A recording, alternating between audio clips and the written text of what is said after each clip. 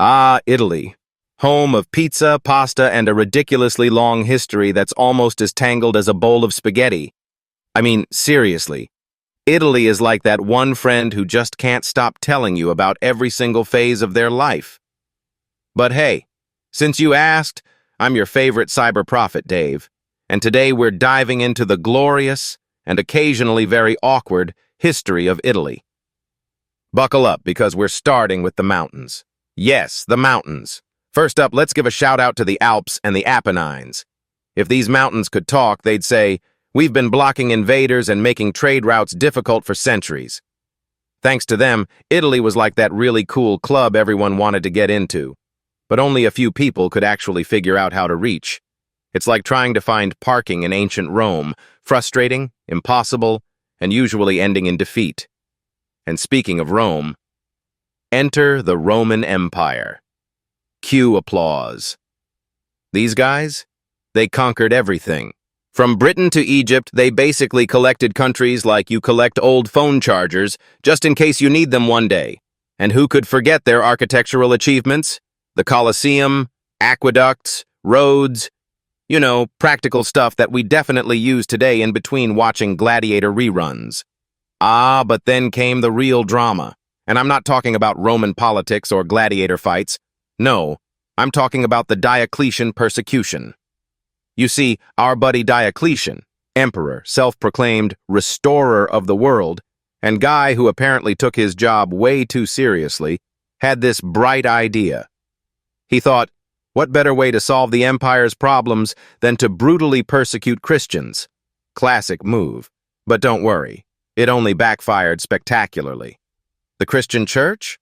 Oh, they came out stronger than ever because nothing says this is a solid belief system like a bunch of emperors trying and failing to get rid of it. Good job, Diocletian. You've really cemented your legacy as the guy who couldn't break a religion even if he threw an empire's worth of persecution at it. Well done. But hey, at least he retired. He literally quit his job and went to farm cabbages. Like, oops, I failed. Time to garden. Sure, that's one way to handle failure. At least it wasn't another war. Now, let's talk about my favorite historical punching bag, Julian the Apostate. Julian. Oh, Julian. The last pagan emperor who thought he could turn back the clock. I mean, the guy went full retro, trying to bring paganism back like it was the original vintage religion. He probably thought sacrificing animals was going to be the next big thing. But honestly, let's give him some credit. It takes a special kind of boldness, or delusion, to look at an empire that had mostly converted to Christianity and say, you know what this place needs? More Zeus. Julian, buddy, your plan was foolproof, except for the part where no one wanted to follow it.